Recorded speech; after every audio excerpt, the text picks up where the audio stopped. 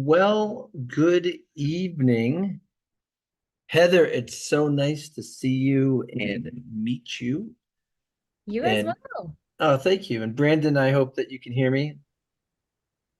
Sure can. Rocking Good the to see Coheed, everybody. rocking the Coheed shirt.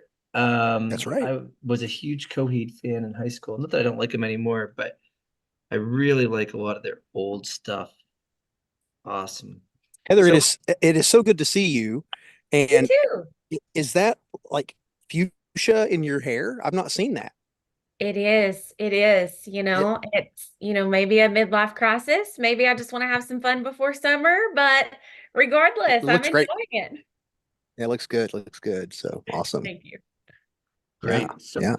hey, listen, tonight, folks, whoever actually is watching this in the future or even live right now, you could feel free to be ridiculously geeky with the three of us as we go through the readings for the AP Lit prompt. I know that my students were like, when can we talk about the prompts? Because I just want to know if I wrote about the right thing. And I was like, whoa, we're talking about interpretive things. So let's interpret things together.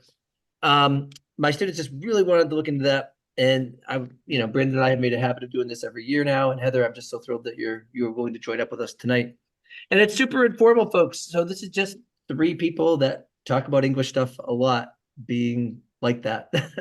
And so to clarify, when we say geeks, we're not talking about the types of people that bite the heads off of live chickens as circus performers. So I got to clarify that part too. Um, for those of you that have taken Lang as well. So anyway, here's what's up. I'm going to do hopefully the least amount of talking today because Brandon and Heather are my experts here. I do teach AP Lit, but I'm like, Heather and Brandon are the ones that are going to bring the heat today. But we're going to talk about these shared prompts. We're going to use prompt packet 1 that's released. And you can actually find those linked in the description down below this video. There's also down there a link to sign up for some summer workshops with Brandon if you're interested in that. And there are a couple other teacher resources down there too. Heather, do you have anything on the socials that you're trying to also just let us be aware of? I don't. Okay. Unless you're in Well, Arkansas, I don't have anything for you. that's I've got quite all. something about Heather though. Heather, are you finishing or is next year your last year for your doctoral program? So I actually have 2 more years. I've been Two teaching. more years. Oh, Yes, I've been teaching some graduate classes as well. So I couldn't take quite as full of a course load as I wanted to. So I still have two sure. more years, but it'll go by quickly. I'm super excited. Well, Yeah, that's great. That's great. So exciting. congratulations. Congratulations on that. Before we get started, right, Brendan and Heather, I'm going to ask that you just tell us a little bit about you, where you're from, and then we'll dig right into this. I'm going to share up my screen so we'll get these prompts up here. But Brandon, take it away. Then Heather, you take it away, and then we'll get going with some discussion about this, Sure. ways to attack these literature prompts. Sure. Well, it's good to see you guys and anyone who's out there seeing this right now live or anybody who's watching it later. Thank you for joining up with us. And my name is Brandon Abden. I'm, I do a lot with AP Literature, AP Language. I spent many years teaching both courses. I taught high school English for many years. Um, Studied as an administrator and got to work at College Board for 6 years, working on the course and exam descriptions, and now I get to work with teachers in schools across the country, doing different consulting and things.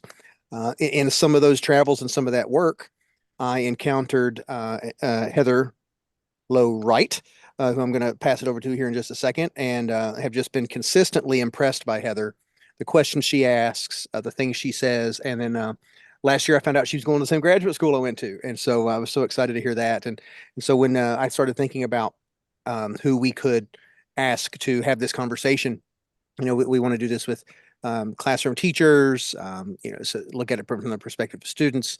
Heather's one of the people that came to mind. And what's funny, Heather, is the two people that came to mind were both from Arkansas. It was you and Claire. And I just got a message from your friend Susan in Arkansas saying she's so excited, so she's watching right now too. So I'm going to go ahead and hand it over to you, Heather. I'm not trying to embarrass you, but if I have, I'm sorry. Go ahead. No, no worries. I really appreciate your kind words. I am Mhm. Heather Wright. I am currently teaching at Springdale High School in Springdale, Arkansas. This will be my ninth year of teaching, and this will be my sixth year to teach AP Lit. So, like Brandon said, I'm also working on my doctorate. And in the summers, I work for Arkansas Ames, and I work with teachers who teach middle school English, trying to help them get their students ready and prepared for when they get to AP Lang and AP Lit, kind of try to start that ball rolling early. So it's been a great experience, and I'm so excited to be here with y'all tonight. Well, I really appreciate that. I appreciate you. Brandon, did you have something else you wanted to say before I scroll down? Yeah. I just wanted, a lot of people aren't going to know what Ames is. So can you tell us what Ames is real quickly? Yes, so Ames is a program that we have here in Arkansas that we're super fortunate to have that helps teachers, primarily advanced and AP teachers, work on their curriculum. It's just a program that supports teachers, offers them help, curriculum, things like that. We do lots of workshops, just to, help teachers and be there for them and provide them with resources. Great. And that's a program, Tim, that you and I have both, visited and done some Yep. workshops with. So it's a good program. So Yeah, Yeah. I think I've been going down to Ames for the last 4 years, or Yep. COVIDing and then in person Yeah. as well. So we're going to look at set one today. If there's a little bit extra time, maybe we'll check out set two. I haven't even read set two, to be honest with you. But I think that's one of the best things for students to kind of see is people kind of just authentically interacting with these prompts almost for the first time. And so I've of course read over the poems and the prompts super quickly, but I haven't really done much besides that, besides listening to my kids tell me what they wanted to write about. So we'll start with our poetry question. I'm going to read the prompt, and then what I'm going to ask both of you is, as a student who's, put yourself in the position of a student who's taking this exam and seeing this for the first time, my question is going to be, what's the advice that you can give them in dealing with the prompt before we actually dig into the poem? And then I'll read the poem and I'll let you all do your English lit thing about that. Because although I teach AP Lit, I'm a rhetoric guy, and an argument guy. But here we go. Here's our prompt for question one. It says, in John Rowland Ridge's poem, To a Star Seen at Twilight, published in 1868, the speaker admires a solitary star shining at twilight and considers its significance. Read the poem carefully. Then, in a well-written essay, analyze how Ridge uses literary elements and techniques to convey the speaker's complex reflection on the star. So, Heather, put yourself in the position of your student who's getting this on the AP exam after going through the entire season with you, and this is the prompt. What are the qualities you think your student's going to run into even with the prompt? And then what's your encouragement on how to work through something like this? I think they always panic when they see anything that doesn't start with 1990 something. I think that they automatically assume that the language is going to be more difficult than they can tackle. Yeah. But I was really excited because I thought this one was pretty accessible, even, having been a little bit older. We always talk about what free information do they give you that you can work with and use to your advantage. So I know that mine came out of the test talking about, Miss, it was an old poem. I didn't know what to do with it. And I think they just let that get in their head and it kind of throws them off a little bit. Brandon, what about you? Yeah, so I love. I'm gonna start using that phrase. I'll give you credit, Heather. Free information. Yeah. We always talk about unpacking the prompt, and the idea that there's information in here, so that because the committee and College Board wants you to have an understanding of what is happening initially in the poem, and so big ideas. What are some big ideas we can immediately take away from the prompt? And the first one I see is this word admires. Immediately we start thinking about tone. And so I said admires, like this is something's positive here. Yeah. And and then we start thinking about the significance of it. And then I'm hoping that kids would see the word twilight and start thinking, okay, what is twilight? What does that mean? What could that start representing? We're talking about literature here. So something is ending, but it's not necessarily a bad thing because we've got this admiration going on. So I immediately start seeing a yin yang. Maybe there's some complexity there. There's just a day is ending, a night is coming, but there's admiration happening too. And so and then the complexity. We know complexity is always going to be there. Mhm. And kids are going to be pushed. So hopefully they're seeing some what I talked about just a moment ago, that yin yang, some kind of conflict. But in this case, it's a complex reflection. And I really hope, and this prompt is going to make me, focus on this when I'm working with students more next year. I really hope when they see reflection, they start thinking about what that means, memory, and the past, and maybe some issues with nostalgia, but not a sad nostalgia, because it's there's admiration. So lots of different ways to think about this before we even read the first line of the poem. And one of the things that I love about that, Brandon, but you bring up the word reflection, right? Is if you ask any student, where do you most often see your reflection? What's the answer going to be? The mirror, right? And Right. what's really nice about that is as we read the poem, we're going to actually see that although this guy kind of, discusses the star, soon enough he puts himself in it. And it's funny because I had one student that came in and she was like, "Yeah, the speaker was a narcissist," and I just laughed. I had a good chuckle with that. And I'm not Like going to almost say, literally like Narcissus, like glaring at his reflection in the yeah, water. You're like, come right, on now. right. But her reasoning behind it was so excellent when she was explaining to me once the prompts were released. She was like, "Here's why I wrote that," right? And I was like, "That's really insightful."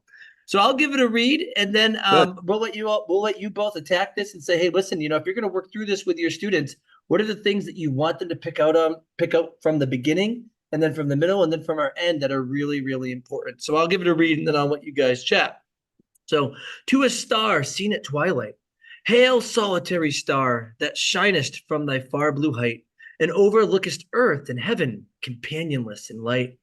The rays around thy brow are an eternal wreath for thee, yet thou art not proud like man. Thou thy broad mirror is though thy broad mirror is the sea, and thy calm home eternity. Shine on, night bosom star, and through its realms thy soul's eye dart, and count each age of light, for their eternal wheel thou art. Thou dost roll into the past days, years and ages too, and not thy giant progress stays. I love to gaze upon thy speaking face, thy calm, fair brow, and feel my spirit dark and deep, grow bright and pure as thou. Like thee it stands alone, like thee its native home is night, but there the likeness ends. It beams not with the steady light. Its upward path is high, but not so high as thine. Thou art far above the reach of clouds, of storms, of wreck. O lofty star! I would all men might look upon thy pure sublimity, and in their bosoms drink thy loveliness and light to me. For who in all the world could gaze upon thee thus and feel aught in his nature base, or mean, or low, around him steal? Shine on, companionless, as now thou seemest. Thou art the throne of thy own spirit, star, and mighty things must be alone. Alone the ocean heaves, or calms his bosom into sleep. Alone each mountain stands upon its basis broad and deep. Alone through heaven and comet sweep those burning worlds which God has thrown upon the universe in wrath, as if he hated them. Their path, no stars, no suns may follow, none. 'Tis great to be alone. All right, so our kids get this. They're thinking about this idea of what is the complexity of this man's reflection on the star, or the speaker's reflection on the star. And they get to the beginning of the poem. Heather, what are we drawing our kids' attention towards? I think I would want them to notice the repetition of some big ideas like alone. There are a lot of words in there about it being solitary, alone.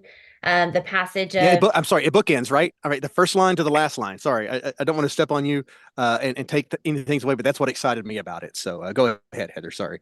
yes.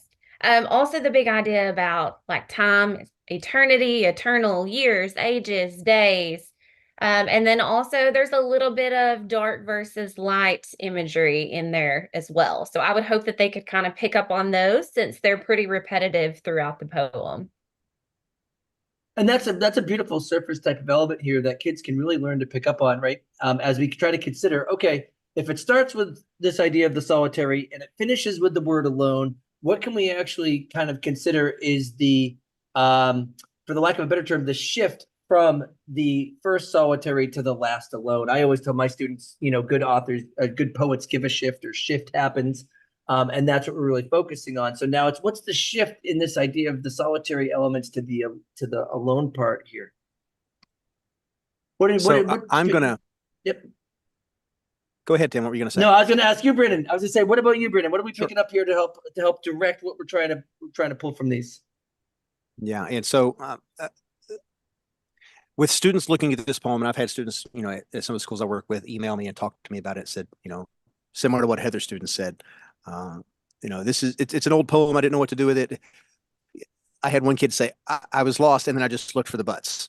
I looked for the but ands, and so and they're in line 23 and line 26. We get those two buts, and there the likeness ends. And we're like, well, what likeness? And so we've got these lines before. And Tim, I heard you say it in the review session you were doing with language the other night. When you look at that, you've got to go back and read the whole sentence. You've got to go back and read the whole clause. And so if we back up and we start at line 21, like thee, it stands alone. Well, we're talking to the star. It, what is it? It's referring to something from the previous sentence, has to be. And so basically, again, and I say basically because it seems almost too simple when I talk to students about this and when I talk with teachers about this, but look for the buts and then look at pronouns. Like make sure you know what the pronouns are talking about. And in this case, the it is talking about the speaker's spirit.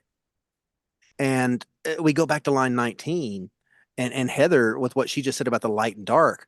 And my spirit feels dark and deep. And so we see this light, this solitary light in this star, but my spirit and feel my spirit that is dark. But that's where the likeness ends when we get to line 23. And it says, but there the likeness ends. It beams not with steady light. And so we're seeing this comparison between this star, this steady, bright star, with this now darkness of the speaker's spirit. And so we're seeing the yin yang, literal almost yin yang with the white and the black here. And then we see it repeated at 26, but not so high as thine. So my spirit, again, is not going to shine so high and so bright as this star. And so that's where I'm seeing the shift. And so it's not just that the star is solitary. It seems also that the speaker's spirit is solitary and alone. And we get that realization at the end. It's not bad to be alone. And that's why the speaker's admiring this star. Heather, you may have a different take on it, or your kids may have thought about, said some wonderful things about it differently. What do you think? No, I think, you were saying wonderful things. Yeah, I think that mine kind of struggled since this whole last section is all one big stanza. And Yeah. the other pieces are broken up so nicely. And so this one was a little bit of a challenge for them to figure out how to chunk it. But we do talk about looking for the conjunctions and things like that to indicate for the shift. But we also, every time we look at a poem, I ask them to look for three things to begin with, and it's who is involved. So we look at all the pronouns, then we look at the verbs that are associated with each of those pronouns, and then the descriptive words or phrases associated with the verbs or the pronouns. And so when we're practicing, we make little charts, and that usually we can just look at that and be able to identify the complexity right there because it's all laid out in front of you. So this was one that it was a little bit easier to do that. Who is involved, what is going on, and how are they described? Just because it was only the star and the narrator there. I love what you say about the last stanza, the last chunk of it all, because I think it's a classic example of where we really need to teach students to try to read the sentences. Literally draw lines on the page, or if you're taking it digitally, you can't draw lines on the page. But you can highlight and where are the different sentences? Where are the different complete thoughts here? Because you can break it down that way and build some understanding. But I noticed the same thing. I mean, it's a slog, not in a negative way, just in a long, lots of stuff in there kind of way. Tim, go ahead. Yeah, I was just going to say that, this is one of those kind of poems where I think it's going to really be helpful to work with kids with antecedents and reference and the ambiguity that's tied to that. And even considering, pronouns and antecedents as reference. And because I know that a lot of times people have talked to me and they're like, hey, what's really a good example of kind of getting to this kind of ambiguous kind of antecedent element here? And if you go through and dig it up, it's really not that hard, Heather. I thought that That's a great idea. Find those verbs, find the pronoun that goes with it, and then try to match those up. But for a kid who's doing this on test day, right? It's like, wait, but there the likeness ends, it beams not. What's my it there? That kind of a thing. And so we can kind of see Yep. this. Now, Brandon, one of the things that I found so intriguing, right, is when you mentioned the but here where it says, but there the likeness ends, and then its upwards path is high and has the steady light, but not so high as thine. Um, my student who was like, yeah, this speaker's just kind of just full of himself, was telling me that what she wrote about here was the idea that she's like, well, he's actually suggesting that he has this upward path, so he's kind of getting a little bit more full of himself, but recognizing that he's not that solitary stationary star. And then she's like, so he thinks that he's on the right track, but not that track. But she's like, but by the end, he's just trying to rationalize why he's so alone, because he then starts talking about how he's a mountain, and or sorry, how the star is like the solitary mountain and the solitary waves and the ocean and whatnot. And she's like, so yeah, so she's basically, once he equates himself with the star, but not to that extent, but then realizes and says that he's alone, that he's like, nah, I guess it's the best thing ever. And she's like, he's got to get over himself. And so I loved it. I loved it, and that's where it came from in those lines, with that kind of like pseudo self-degradation, and then pushing to this idea of like, closet narcissism. But anyway, I Well, digress. you mentioned this about antecedents and reference, and of course, I think about the AP language framework where there is there's requirements, there's language that requires antecedents reading and things like that too. And as I was reading this poem initially, I thought, sometimes we ask language teachers, hey, if you can incorporate some poetry into your classroom a little bit, it's great, especially if you've got a literature class that comes after yours. The literature teacher will very much appreciate it if kids don't go an entire year and not read any poetry. But in doing, and Tim, you and I both have done workshops, I think, and Heather, you may have done some of this stuff with middle school as well, but how to read a poem rhetorically.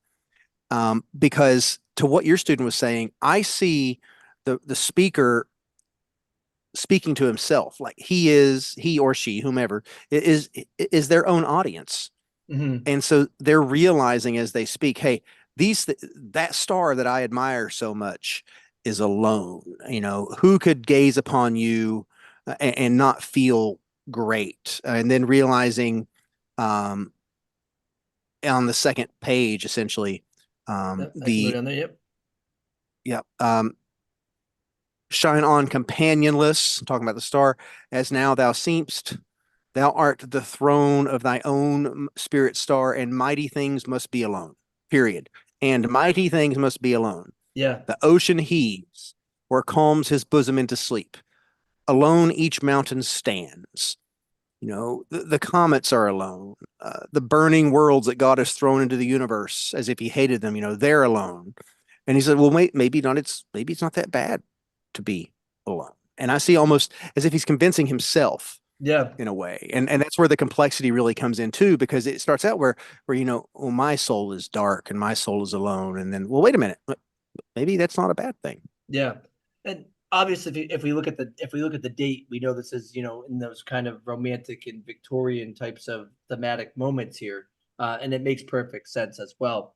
And I think the key line, and Heather, I'll give you, just give me 1 second. That's all I ask, is that when my student came back all jazzed up to talk about this, she was like, look at that line, and mighty things must be alone. Who is this guy? And so it's just, my point is that I see what she's saying. Yeah. Though I was like, okay, I think you might be pushing it. I understand the naturalistic approach to this, knowing about romanticism and the kind of Victorian element there too, and whatnot. But when she's here, she's like, look at that. He has convinced himself that it's good that he's alone, when he was a little bit upset with that beforehand. And then she puts it into the power of the nature there. And he's like, oh, and that's me too. How cool. And I was like, well, Thoreau said the same stuff, right? In his essays. I mean, he thought it was great to be alone until he got hungry, and then he went to Wordsworth's house and ate dinner. So, but that's a different discussion. Heather, I feel like I almost cut you off though. So please forgive me. What were you going to add right before that? No, you're good. Sometimes I tell my students, if they're struggling to figure out the complexity, to look for a positive and a negative. And I think that may have thrown my kids off in this one a little bit, because that last little part there, those burning worlds which God has thrown upon the universe in wrath as if he hated them. Mostly the poem is, oh, look at you, star, you're light and you're alone. And, it's a little bit more admiring, like it says in the prompt. And then we have that very strong language there that feels negative. And so I think some of my students maybe were drawn to that because it felt like the most negative thing in the poem, but it wasn't really relevant to the speaker's feelings about, the star, the reflection about being alone. Yeah. So I think maybe that tripped some of them up because I think they felt like that kind of came out of nowhere. Yeah. So I'm curious to hear what y'all think about that as well. Brandon, you first, then I'll chime in. Sure. I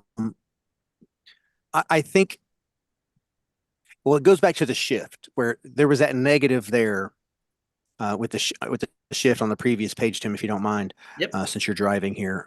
Yep. Where it feels like, but that's where the likeness ends. Like my spirit is not like you. My spirit does not shine like you. My spirit is not thriving in being solitary. And then he spends the rest of it convincing himself, talking so, well, maybe it is. Maybe it is great. Now let's go down to that next page, if you would, Tim. Yep. And then we get down here and we're getting all these things that are alone. And then this romantic concept of evoking God. God makes no mistakes. And I wouldn't expect kids to know this. I wouldn't expect kids to come in being experts on romantic philosophy here in literature. But looking and saying the key word here is as if he hated them. And the writer is not saying God hated them.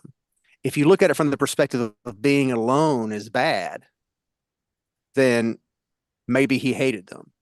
But we know once we look back at that the writer's saying, well, it's not bad to be alone. And it's as if he hated them. Those words, as if we use that today, it's like, well, the kids don't do it anymore, but like in the 90s, people were like, as if. Yeah, right. Because it's not true. God doesn't hate them because being alone is not that bad. Yeah.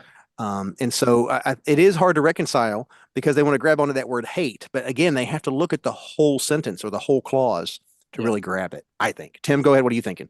Yeah, well, I do agree. This is the part where my students I always tell my students, you got to go to the very end of the poem, and whatever your last paragraph says, like my kids typically write 2 body paragraphs. So thesis, 2 body paragraphs, conclusion. I'm like, your second body paragraph has to, and I always tell them to go for 3. So I say, whatever your last body paragraph is, but typically it's a second, has to pull from the last either line or few lines of the poem. It absolutely must, because that's where our thematic element is.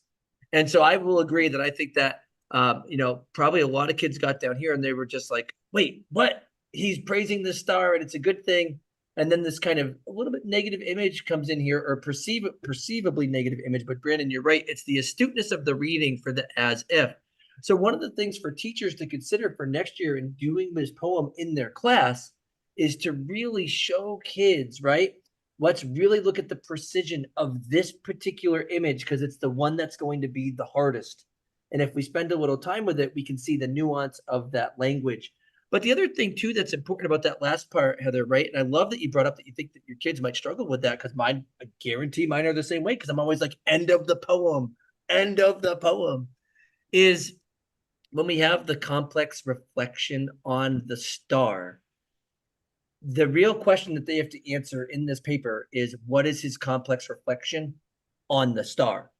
And so because of that, if kids can have that kind of laser focus, because they've got 40 minutes to write this essay, this doesn't necessarily have to upend them, because they're like, oh, I don't understand that. But I do know what he thinks about the star. He thinks it's beautiful. He thinks it's stationary. He thinks that he doesn't necessarily measure up to it at first, but then he's kind of like, hey, maybe it's actually good to be alone like the star.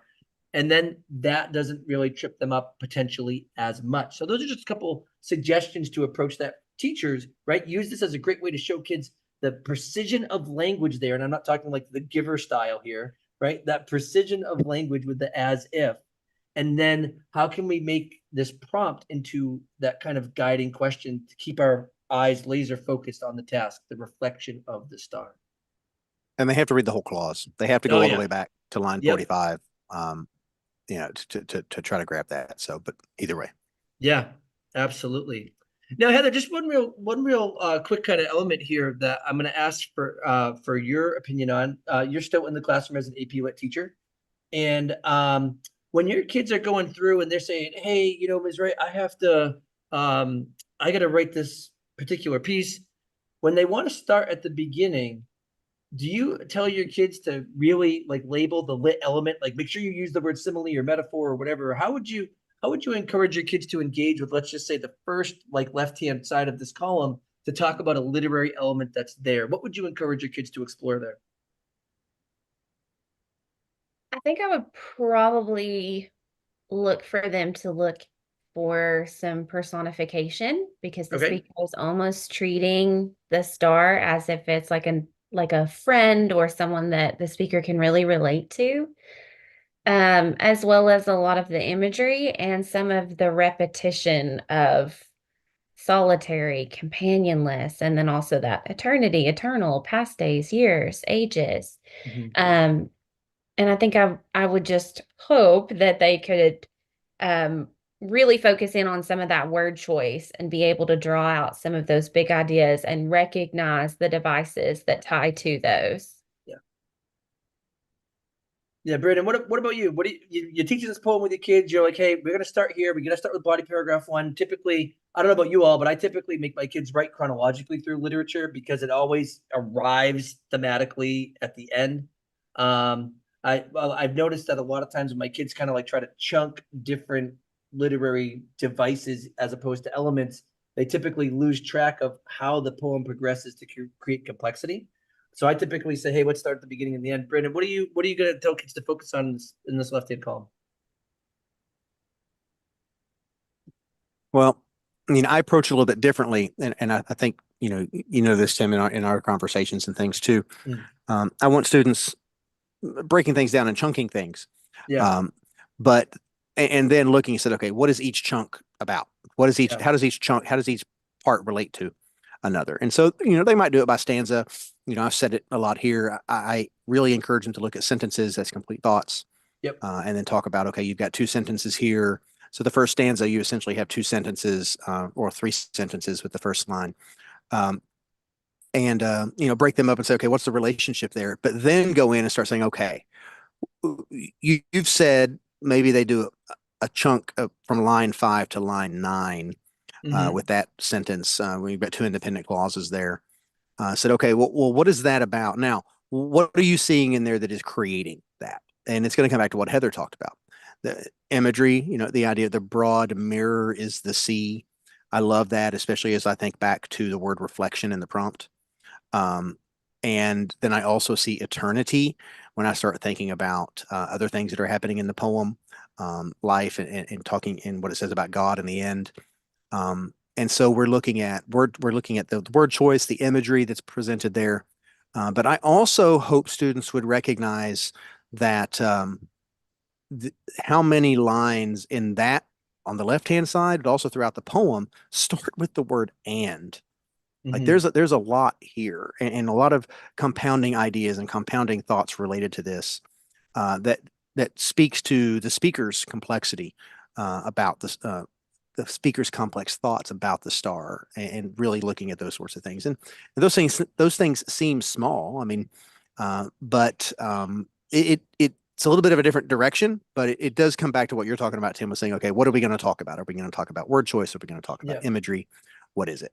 Right. And for me with my students, right, as before we get to that first but where, the likeness ends, as he builds with these ands that you were talking about, Brandon, I would hope that my kids would recognize that and the positivity that's here because he has all of these Yep. positive reflections on the star, but they're for different reasons. And I call that layered complexity in my classroom where everything is Yep. connotatively the same, but there are different traits to it, right? So it's not only that you're bright, and it's not only that you're steadfast, and it's not only that you're practically eternal, it's also that you're high in the sky and you're beautiful, right? that kind of naturalistic beauty there.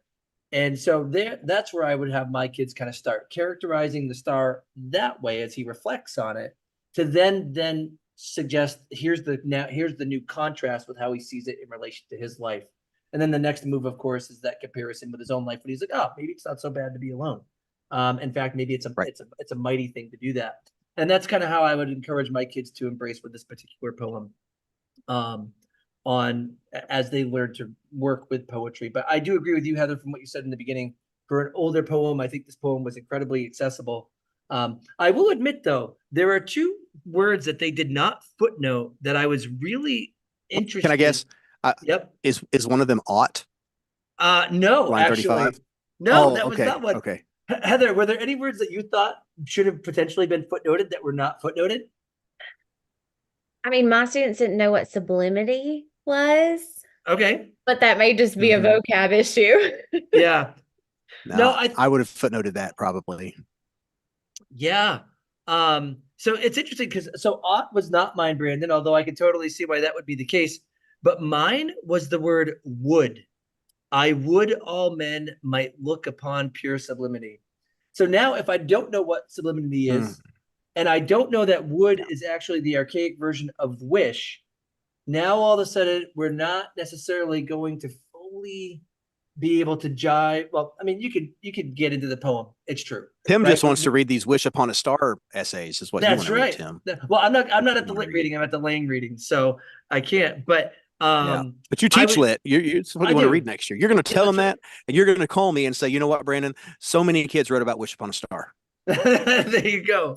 There you go. But yeah, so it was interesting to me to kind of see that that was not actually footnoted, because I think that could have provided a decent amount of clarity, because now all of a sudden we see a desire that everyone could potentially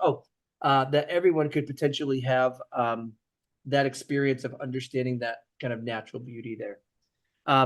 Any other final comments, Heather, about this particular poem, or things that you would hope to see from your kids, or ways to address it before we shift to our next reading?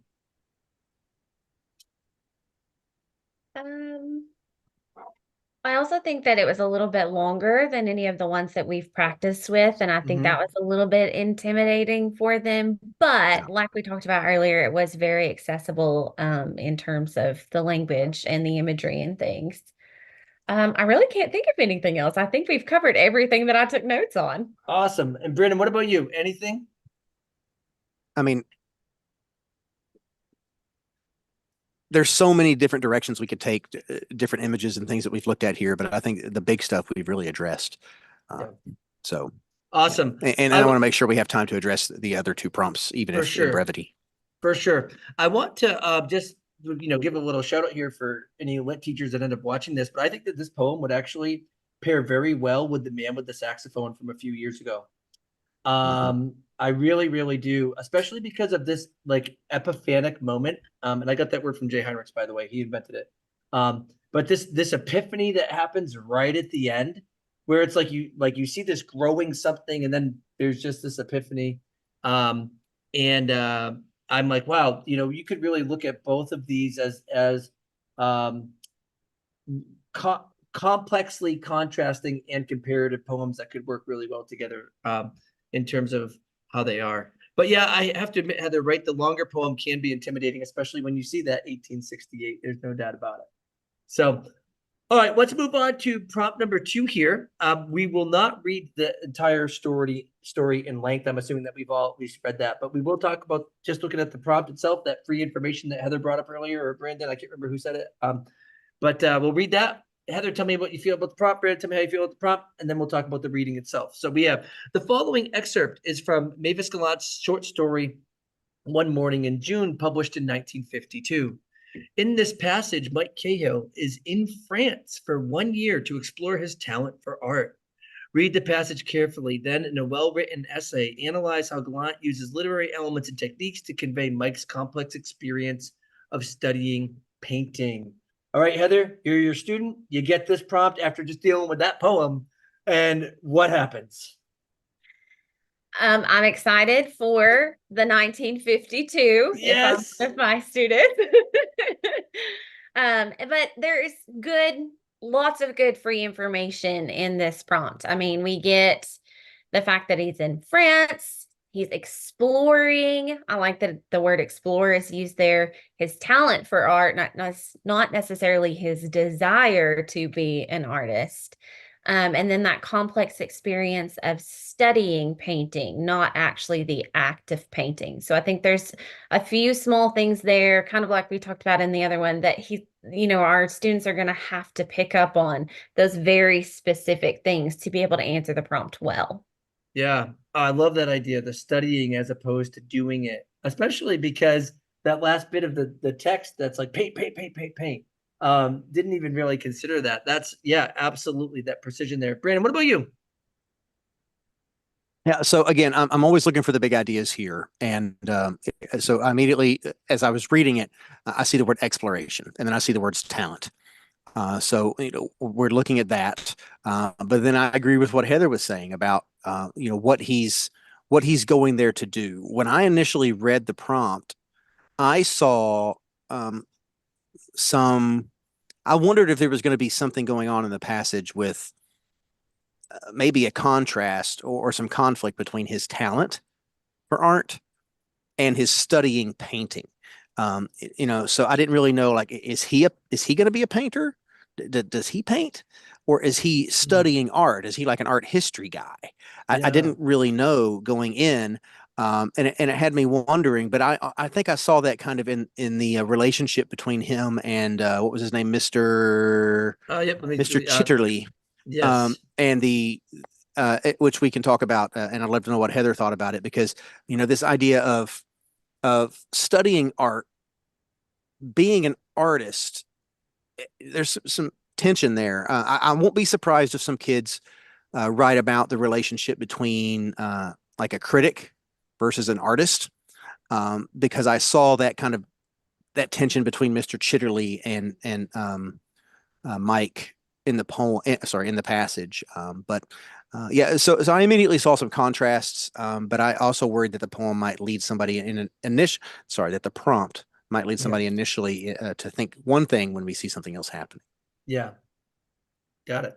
For me, What'd you think, Tim? Yeah, go ahead. I agree with the free information type of thing. And Heather, I really, really, once again, appreciate that the studying of the painting as opposed to the doing it, because that didn't even cross my mind. But I'm like, oh man, that's actually a big deal, the nature of the study. Because think about how many people like to do something, but don't necessarily like to actually study it. And that didn't even come into my mind, to be honest with you. Um, but I would just make sure that my kids would ask the question, what is Mike's complex experience with studying painting? My kids would just say, okay, so what's the complexity of what he's dealing with while he's studying painting? What are the layers there? What are the contradictions that seem to show up there, if there are any? Or what are the paradoxes that seem to build there? So that's how my kids would actually hopefully run in to approach that prompt. And it's all right, well, what do these complexities actually look like? Now, for the sake of time, we're not going to read this whole thing, but knowing that anybody who's watching this has probably read it anyway, or if you're a student, you've lived it, and you're like, I had to write about that.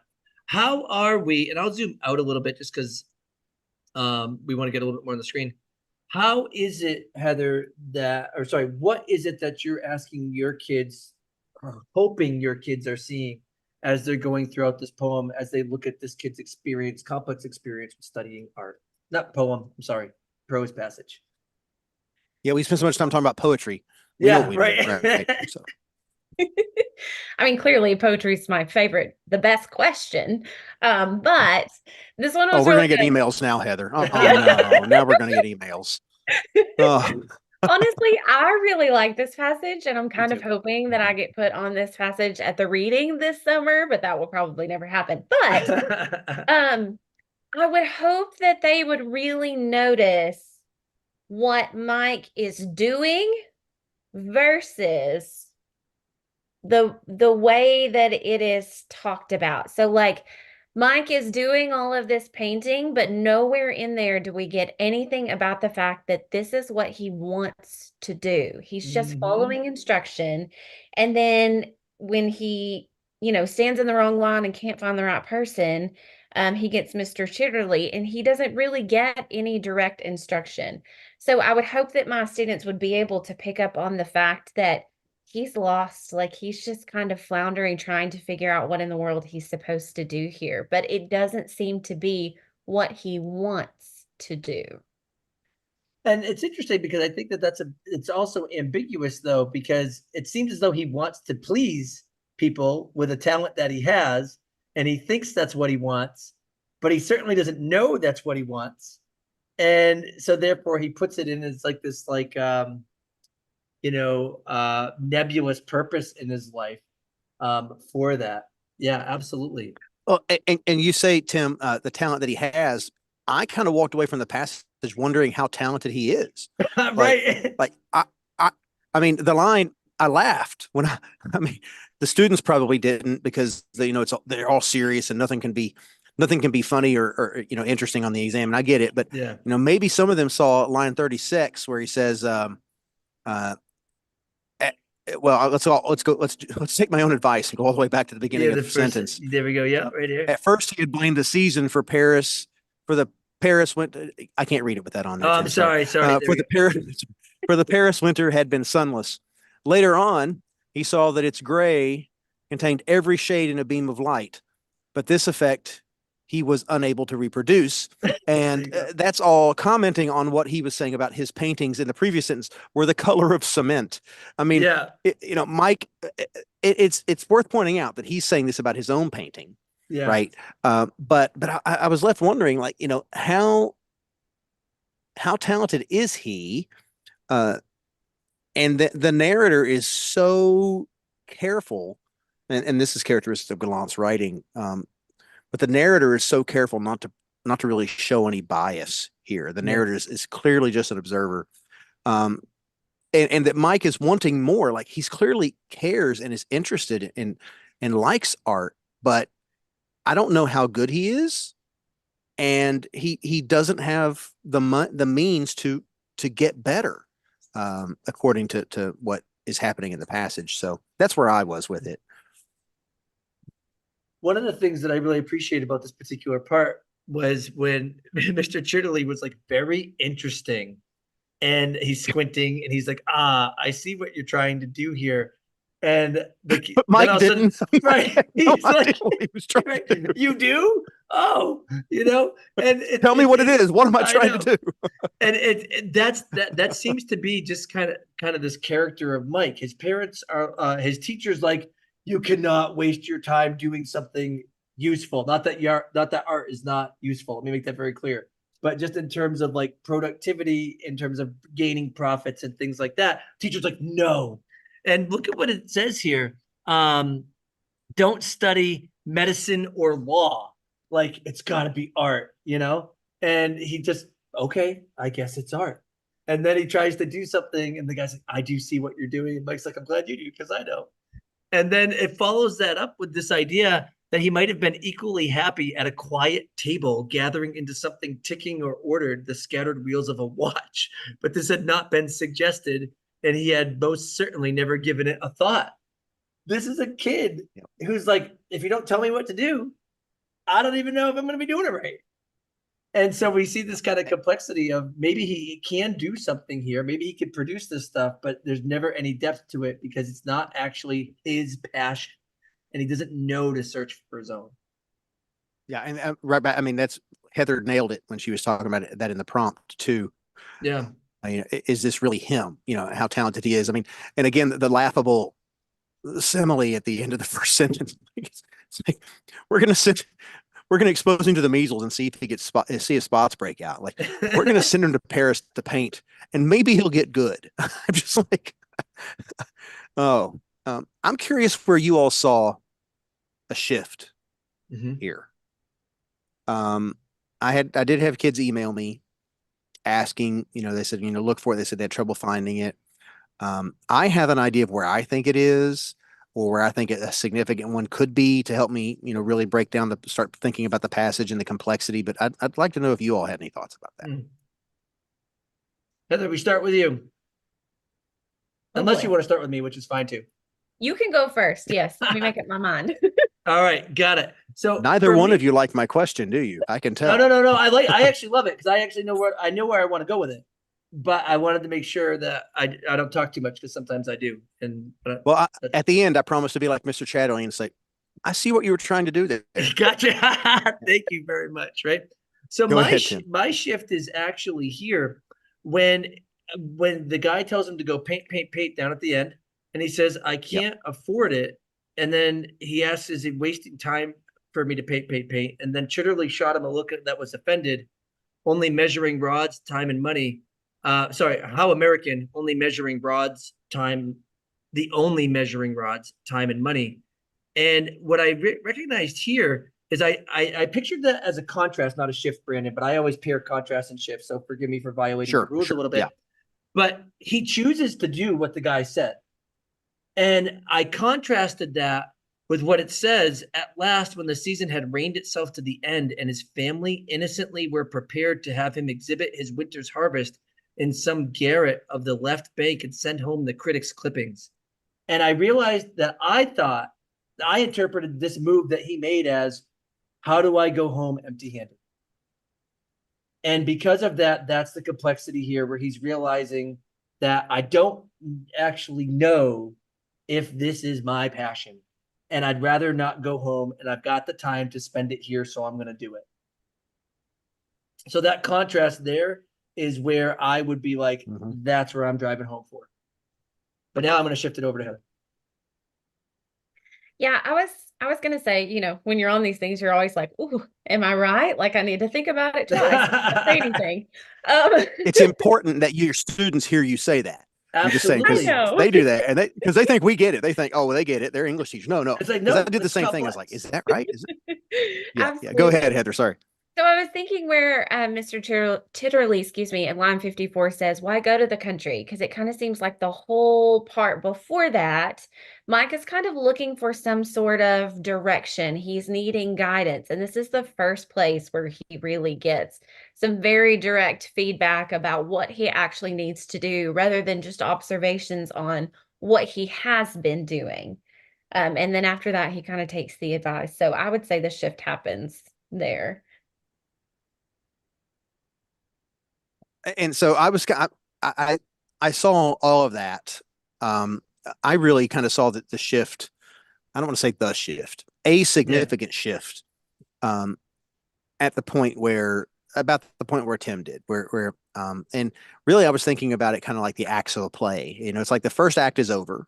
Like we've met Mike, we've seen this interaction with him.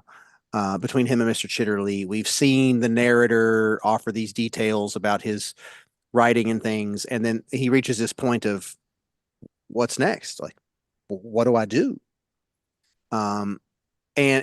what happens after that contrasted to what came before. And so I thought, okay, if I were boiling this down very simply for kids, I would want them to think, what is the big idea before it, what is the big idea after it? And I thought, and I know that this is very simply, but you know, the kids have 40 minutes, right? So I want them to grab something simple. I see hope before it, and I see desperation after it. Yeah. Like there's hope. The parents have hope. Mike has hope, right? Mr. Chitterly has some kind of hope, I guess. I would say Mike gets that hope when he's like, oh, you do see something here. Excellent. Yeah, you see something there, right? Great. Tell me, what is it? But then after that, there's like, well, there's desperation. Like, what do I do? What do I do now? And it kind of starts back with what you said, Tim, what you took it back to, the exhibiting, you know, maybe I should do this. You know, the parents are wanting him to exhibit this and send, you know, so there's still that hope, but now because of that, he's desperate because there are these expectations. And so that's what I was seeing with the shift there. And I think this is a great passage, you know, talking about using it in the classroom. You know, maybe certainly not at the beginning of the year, but later in the year when you want to start introducing texts that don't have such a black and white shift to them, but they have to look at, you know, what's happening textually here between the characters that shows a shift from one idea, one tone to another. Speaking of that, I do want to point out we got about 5 minutes left. Yep. Do we want to continue with this, or do we want to talk about question 3? I know, Heather, it flies by, doesn't it? So I want to talk about one more thing in here, but Heather, I want to give you the opportunity to first, if there was something else you wanted to add. No, I'm good. Yeah, the poem, although every year the poem takes us the longest time, but it's because we forget how much time flies, I guess. But one of the things that I wanted to add here was how pertinent this is to use in the classroom as a reading, because how many kids have that kind of expectation pushed on them societally or from their parents or from, like, well, my mom went to Duke, my dad went to Duke, and my grandpa went to Duke. And like, there's this legendary status here, or there's you got to be a doctor, you got to be a lawyer. It's the only way to make money. It's the only way, and this is that perfect moment where there's a kid who clearly can do it. Well, Brandon, as you said, you don't even know if he can do it. I think he can. I think he can just do it without any passion. Oh, he can paint. I just don't know how good it is. Right. Well, I think that he can at least, I think that he can hold his own in creating the image that's out there for him, but not from his inner That's fair. passion for what he wants, right? Yeah. And so now, like, I think about what that is for kids, right? Where it's like, are you being pushed into this when this really isn't your jam? And I'm not telling them to go against family legacy or what their parents would have for them, because parents are wise. And they're like, hey, listen, you can kind of get the best of both worlds. Like, my son is an avid artist, but he wants to be a pilot so he can do his art. He's like, I want to make money so that in my off time, I can do my art, right? And so I see this here and I'm like, what an awesome thing to give. Now, we do AP Lit junior year at my school, but what an awesome thing to give AP Lit seniors, especially near the end of the year, where it's that social and parental expectation and teacher expectation that he's clearly looking for direction for, when really it's like, all right, go find it. And that's actually what Mr. Chitterley kind of says, go south and find it. And he's like, I guess so. So yeah, and Chitterley. Last thing I'll say, Chitterley is so interesting because a nearsighted art teacher. That's one thing, right. and then his advice, just go and find it. Go and find yourself. Go and find, is sound advice. And so there's something to do with him too.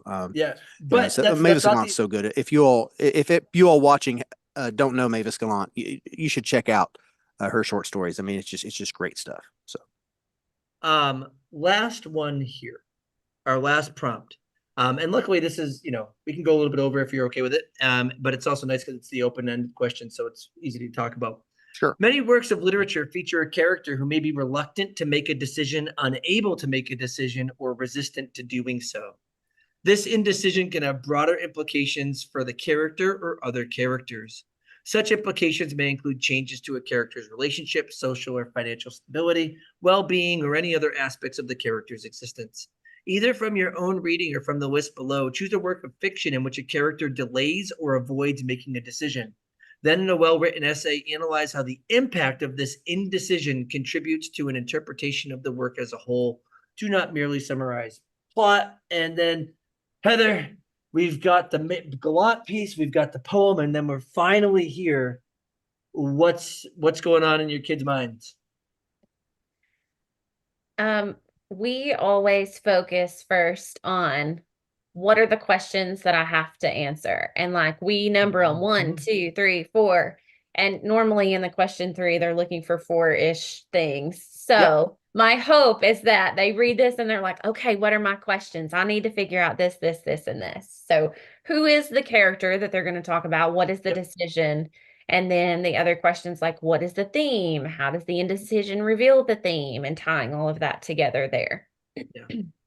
Yep, that's my hope too. My kids turn that prompt straight into those questions.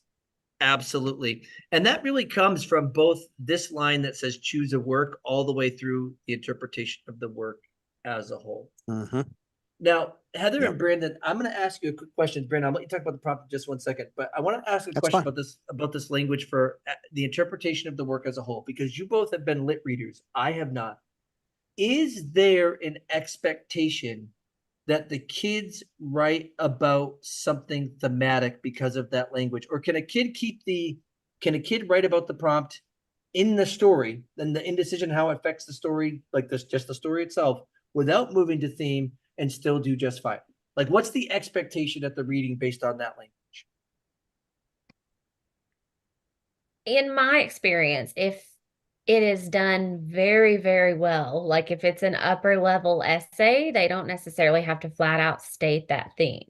But I think some of the lower level essays, in order for them to kind of work their way to that point or that, that argument that they're trying to make, I think they do kind of have to state it flat out. Okay. So what you're saying though is that it is possible to write a really strong essay and never mention the theme itself. So if I'm writing about how this indecision moved this character to this, and how that then created this moment here and this moment here, a kid, as long as the kid provides the right commentary, we could have some strong score on that, as long as the evidence and commentary is there without the mention of some sort of thematic universal insight. As long as it's implied. I mean, Brandon, Yep. what are your thoughts? You may feel totally differently.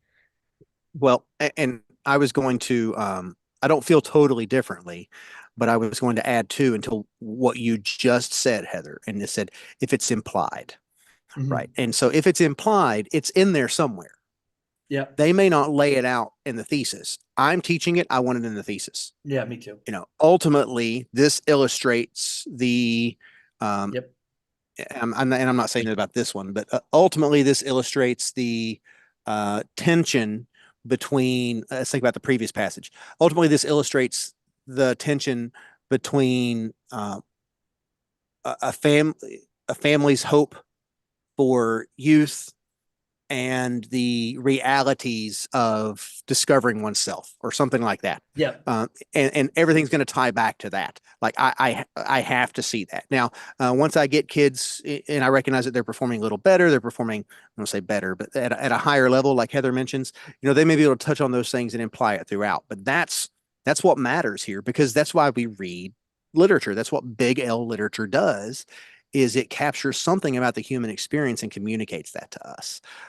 So it does have to be there. If not, then they just end up summarizing the passage. I feel like there's no interpretation. That's why when we were developing the CED, we were very intentional to make sure that that word interpretation was in the language, the locked language for this prompt. Because if you don't have that interpretation bit, and so that's where we had a problem. It used to say that the meaning of the work as a whole, but meaning was fraught for different reasons, and so we went to interpretation. So, and if anybody wants to talk about that, you can email me. We can have a nice nerdy conversation about it sometime. So now Heather, when you found out that this was the prompt, what was your hope that your kids wrote about from their experiences in your classroom? Like text-wise or Text-wise or event-wise or anything, where you were just like, oh, this prompt, heck yes. What was it? You were like, I hope you wrote about this. And maybe you can even give us I hope you didn't write about this. So the whole theme of my course is literature reflects life. And I was like, look, we have struggled with indecision all year long. Look, it was like the perfect prompt for my kids. that's perfect. So what were the options that they had? What were the options that they had? They were like, oh my word, I've got these books as options right away. The majority of mine said that they wrote about Hamlet and Kite Runner. Okay. I heard a lot of Hamlets, not from my kids, but in general. Yes, Brandon. I thought Hamlet too, and I thought I just have a feeling if we were flies on the wall in the room where the list was made, they did a fantastic job balancing the list with the percentage requirements. The 50%, 25%, 20th century male, female. I mean, this is great. And to see some text on here that I know some teachers are teaching, but not many, like the colorless Tutakura Tazaki and his years of pilgrimage. I mean, that's a great book that nobody knows about. So maybe some people will look at it now. But I know the discussion was, hey, they're going to write about Hamlet, so let's not put it on the list. Yeah. because then maybe some will choose some other texts. So I was excited that they saw Hamlet not on there. But I did want to pull up real quickly back to our previous conversation, like the essential knowledge when we talk about interpretation. It's an expectation that a thesis statement expresses an interpretation of a literary text. Yeah. And requires a defense through use of the textual evidence, et cetera. So we are, and it can be implied, like it can be suggested or implied in there. It can be an open or closed thesis. We can get into that conversation too. But I'm so glad that comes up. Sorry to backtrack for a moment. No, Go ahead. That's all right. So your kids at Hamlet, Kite Runner, did you do any other works that could work really well with that in your classroom, although your kids didn't select it, Heather? Several of mine also wrote about the awakening. Yep. That was just an independent reading that several of them had done. A few of What them was used her? What do you think their indecision was in the awakening? What do whether we to think? be happy with her life the way it was or to kind of shake it all Hmm. up. I Yeah. think that Yeah. potentially Okay. done successfully. Yeah. Yeah, it could. Yeah, I could see it. Yeah. Okay. Sorry. Go ahead. Go ahead. And then one student in particular told me that she used purple hibiscus. And I said, "Oh, well, what indecision did you talk about?" And she said that she wrote about Kimberly's kind of indecision of whether to speak out or stay reserved at so many points in the novel. Mm. So I've heard that book lauded out the wazoo, but I have not actually read that. So I could just give the classic like, yes. Um, It's and beautiful. now I have to remember to put it on the list, but there are already tons of books on the list with all the projects that I have, but it doesn't mean that the book is not valuable in and of itself. And so now I'm like, all right, maybe that does have to go on the list. We'll put it on the audiobook list though for a flight or something, right? Um, all right. So for my students, they did Macbeth and Frankenstein. Like that was where it was at. Yeah. And one of the things, and I'm just going to shout this out because I think it's one of the best contemporary plays that you could read with your kids, and it takes half a class period. It's called Naked Lunch by Michael Hollinger. It's great. And Awesome. it's Yeah. so amazing, right? And I hate how I'm going to describe this because it's going to sound so awful, but it's a play that's very funny, but it's about domestic abuse. And you really don't ever want to hear those two words ever put, you don't ever want to hear that put together. Um, but it really works to expose, right, the true hideousness of domestic abuse. But it does so in a way that as good satirists do, a way that almost makes you feel, I mean, you're going to be uncomfortable no matter what, but there's that protective layer of the humor there to kind of get into the real nitty-gritty of what's so bad about this. And I thought when I saw this, my kids are writing about Macbeth and Frankenstein and whatever, and I'm like, how did none of you choose Lucy from Naked Lunch? Like that's what I was thinking. That short play that they know that they all enjoyed in class as we dug into it, and it was just interesting to me. But Macbeth makes sense. I had one kid that was like, I was going to write about a manga because I love it so much, but then I realized that Macbeth just works, and I didn't want to jeopardize my score. And I was like, dude, So we right had to from be your real heart. clear. We have to be real clear for anybody who's watching now or anybody who may have just picked up on. We're not talking about William S. Burroughs' novel Naked Lunch. Oh yeah, That's a sorry. different Yes, book. yes, yes, yes, yes. That's a different. We're not advocating that you necessarily teach that. Yeah. Yeah, It's a yeah. But you're talking about the play, and who wrote the play yeah. again, Tim? Michael Hollinger. Yeah, yeah, Yeah. it's great. And I thought about a play too, Tim, that I used to teach because, and we would watch it. My whole thing is we shouldn't read plays. We should watch them and then go Yep. back and close read parts of them because plays are meant to be watched, not read. Um, and but there's a play by Cormac McCarthy that almost no one knows about, but it's called The Sunset Limited. And there's these two characters, Mr. Black and Mr. White, and it's just the two of them. The whole play is just the two of them, and one of them has saved the other one from killing himself by throwing himself in front of a train called the Sunset Limited. And so the whole play is just this discussion about why would you do, why would you do it? I'm going to do it again. And so I was thinking about indecision with that too. And I think it would be a great one to teach in class. And I say this every summer because I think plays are so rich and they kind of trick kids into, being interested in something. But there's a great HBO movie. HBO bought it maybe 15, 20 years ago. And it was Tommy Lee Jones and Samuel L. Jackson who play the two characters. And it is brilliant. And so, but I thought about it with this one too. I thought that would be a great one. And the kids would always grab onto so many of the details and remember them from the play because it was only those two characters in dialogue. Mm. There wasn't enough character space taken up in their minds Yep. to push away the dialogue stuff so they could keep track of the different things. So So Heather, here's the question that I want to ask Brandon. I'm going to ask you the same one, and then I'll add my last one, and then we'll be done for tonight. And I do appreciate both of your time so much. Heather, Yeah. if you could add a book to this list that's not Hamlet, what would be the book? What would be the book that you were like, I want to add that to the list for this particular prompt? So I do have a master's degree in Shakespearean literature, so restricting me from Hamlet like physically pains me. But I think I would have probably put The Kite Runner on there. Okay. All right. The Kite Runner from Heather. Brandon, what about you? Well, and hold on, you know what, Heather? I should have said it. I should have said it with.